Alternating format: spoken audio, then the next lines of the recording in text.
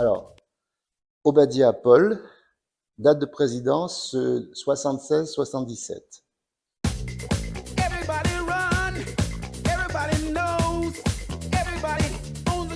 Alors, c'est toute une histoire. J'ai connu la jeune chambre parce que j'avais fait des études de sciences éco. J'étais jeune assistant à l'IUT de Nice et le directeur du département informatique dans lequel j'étais assistant m'a demandé, il dit, toi Obadia, qui a fait l'économie, ça te dirait de rentrer à la jeune chambre économique? Bon, moi j'ai dit, pourquoi pas? J'ai dit oui. Je suis rentré et bon, assistant, ça gagne pas beaucoup à l'époque, hein. Quand j'ai vu la cotisation, j'ai dit, c'est pas pour moi ça, c'est pas possible. Et puis, il y a quelqu'un dont le tableau est ici, Yves Guérin, qui était directeur du Palais de la Méditerranée, un jour m'a dit, Paul, je t'invite au Palais de la Méditerranée. Bon, la Méditerranée, bon, il y a la salle des jeux, tout ça. Et il m'a dit, je vais te raconter la jeune chambre. Il m'a raconté la jeune chambre et j'ai dit, OK, je rentre. Et ce qui a fait mon déclic, c'est que moi, je suis rentré en 1971 et j'avais eu une chance extraordinaire, c'est que la jeune chambre avait été élue pour organiser le congrès mondial de 1973, c'est-à-dire, ça fait 60 ans. Et ce congrès mondial, toujours ce même Guérin m'a dit, Paul, tu veux être responsable des moyens techniques? Je dis, bien sûr. Magnifique job. On a travaillé dans le palais des expositions, on a organisé quelque chose de magnifique. Et mon déclic de la jeune chambre s'est poursuivi jusqu'à l'âge de 40 ans.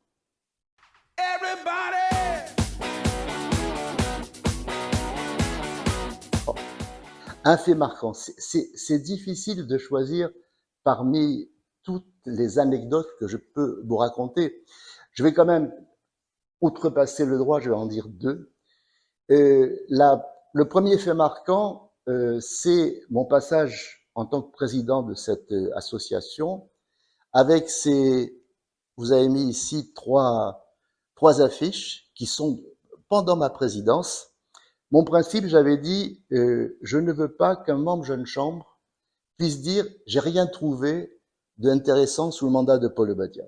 J'ai créé 17 commissions, dont une, certains m'en parlent encore, qui s'appelle la Trucha, dont le but était de collecter des informations sur les véritables restaurants niçois. Je peux vous dire que la commission, elle était pleine à chaque fois. Donc on allait au restaurant, on faisait des évaluations, bref, vous connaissez l'esprit jeune chambre. Ça, c'est mon bon souvenir. Et le deuxième bon souvenir, c'est, comme vous le savez, j'ai été président, j'ai été vice-président national, j'ai été vice-président exécutif mondial, c'est-à-dire parmi les numéros 3. Et je me suis présenté à la présidence mondiale, un Français qui se présente à la présidence mondiale à Osaka, au Japon, contre un Japonais, faut être fou. Et j'aurais pu gagner si l'Europe avait été unie. Mais l'Europe était désunie et naturellement, j'ai échoué. Et le meilleur sentiment que j'ai, c'est quand j'ai fait un discours de candidature, les Japonais étaient nombreux, il y avait 10 000 personnes. Et quand je suis rentré, j'ai pris ma respiration, j'ai dit, allez, on y va, l'esprit jeune chambre, il est bon. J'ai perdu. Mais en fait, la jeune chambre, c'est une source de formation dans la mesure où l'échec m'a permis de rebondir. Je suis revenu à Nice et puis j'ai continué mon entreprise, j'ai fait des tas de choses qui ont permis de changer ma vie. La jeune chambre, pour moi, c'est un tournant qui m'a permis d'être quelqu'un d'autre.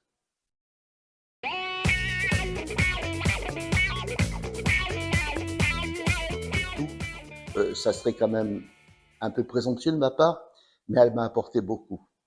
Elle m'a apporté le fait d'abord, de réfléchir autrement, d'avoir un esprit bénévole, d'être une formation par l'action, de diriger, d'aller dans le monde entier, de former des gens, de les entraîner, d'être dynamique et d'avoir toujours un esprit positif. Et aujourd'hui, à l'âge que j'ai, plus de 80 ans, j'ai toujours gardé cet esprit dynamique et d'organisation. Enquête, analyse, évaluation. Vous voyez, à chaque fois, j'ai gardé cet esprit jeune chambre Et on voit tout de suite dans une réunion, lorsqu'il y a des membres jeunes chambres, parce qu'il y a un respect de la prise de parole, chacun s'exprime, et ça je trouve c'est formidable. Et je l'ai gardé en moi, et je peux vous dire que la jeune chambre m'a permis de changer 3 fois de métier.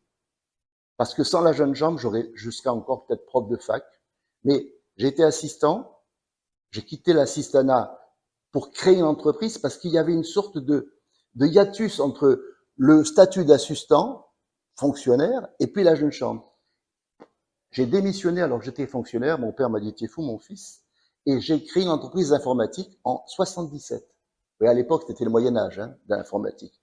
J'ai créé une entreprise d'informatique en 77, et en 91, je me suis dit, est-ce que tu dois faire ce métier dans 10 ans? J'ai dit non.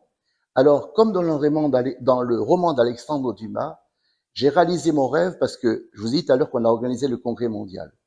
Et pour moi, le Congrès mondial, ça a été une source d'inspiration énorme.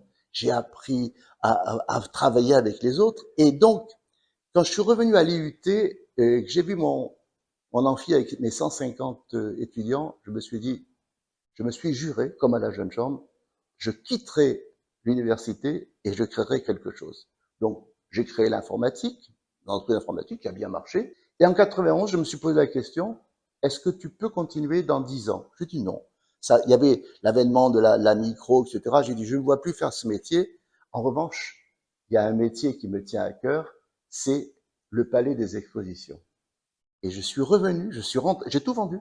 Et je suis rentré comme directeur au Palais des Expositions. Et là, je me suis éclaté parce que au Palais des Expositions, j'ai pu mettre en exergue ma formation de base, sciences éco. J'ai pu mettre mon énorme expérience jeune chambre. J'ai été président du tribunal de, pas de président, président de chambre au tribunal de commerce. Donc, j'ai pu mettre ça. Et j'ai fait un amalgame de tout cela.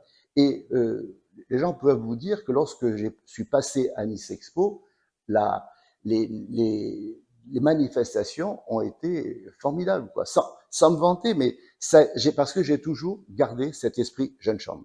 Toujours faire autrement, toujours faire la différence.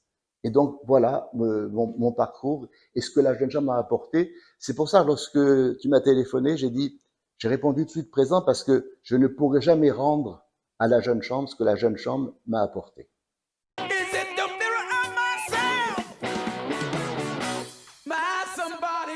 Alors, je lui dirais une chose, hésiter, c'est faire au bout d'un moment le contraire de ce qu'on voulait faire. Si quelqu'un hésite à rentrer à la jeune chambre, il ne faut pas qu'il rentre. Parce que c'est un contrat d'adhésion. Donc, pour moi, hésiter, c'est déjà se poser des questions. Non, il faut d'abord bien présenter la jeune chambre, parce que c'est vrai que la jeune chambre, au départ, quand on ne connaît pas, on se dit c'est quoi, c'est ce truc-là, quoi. Et donc, il faut leur montrer que, alors, est-ce que hiérarchiquement, on peut dire, c'est une école de formation extraordinaire? C'est quelque chose qu'on n'apprend pas, parce que lorsqu'on a la casquette jeune chambre, on peut se permettre de faire des choses et des actions que on ne peut pas faire en tant qu'individu. Et la deuxième, c'est œuvrer pour l'environnement, pour sa cité. Je racontais tout à l'heure que la jeune chambre a été à l'origine de la première zone piétonne. Vous voyez, cette zone piétonne, c'est nous qui l'avons créée. On le traitait de fou. Comment une zone piétonne? Et je me souviens l'avoir inaugurée avec Jacques Médecin et David Niven. Vous voyez, ça a été formidable. Donc, je peux dire que quelqu'un qui hésite, faut pas le prendre parce qu'il partira. Donc, il faut qu'il soit motivé. Il faut qu'il ait, disons, alors, comment on peut être motivé? Par les actions. C'est l'exemplarité. Effectivement, si vous restez en disant, là, il faut se dire, bon, qu'est-ce qu'on peut faire? Alors, on va faire quelque chose. On va essayer. On va taper aux portes. Hein. Le non, vous l'avez dans la poche. Qu'est-ce que vous risquez? Le oui. Et ça a été pour moi une façon de travailler à tous les échelons, au niveau mondial, tout ça. Et j'ai des expériences magnifiques du Congrès mondial, de mon expérience mondiale. J'ai rencontré l'empereur japonais. Vous voyez, c'était magnifique, quoi. On avait quand même, quand on était au niveau mondial, on avait le rang pratiquement de ministre.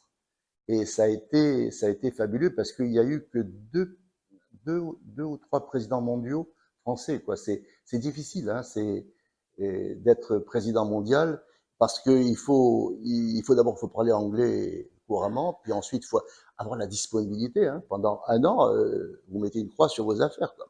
Mais bon, quand on a envie, eh ben on trouve les moyens, voilà. Ce qu'il faut, c'est avoir envie de faire quelque chose et se dire, bon, allez, on y va, on bâtit, on applique la méthode Jeune Chambre. Et puis, moi, je pourrais dire que réellement, la Jeune Chambre, c'est vraiment formidable. Et à tous les jeunes qui, peut-être qu'un jour, qui m'écouteront, je leur dirai, tentez l'expérience.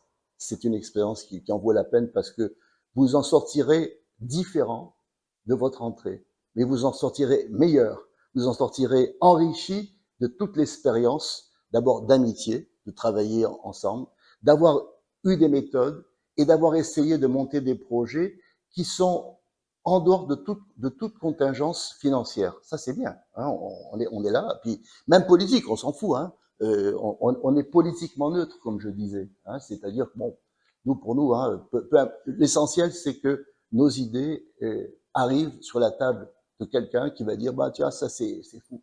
Un jour, Jacques Médecin a dit, moi, si je vous écoutais, vous, les membres de la Jeune Chambre, je raserais la moitié de la ville et je la reconstruirais de l'autre côté, quoi. Mais c'était ça, c'était ça. Il y en a même un, à la Jeune Chambre, qui avait dit, la Jeune Chambre, c'est le poil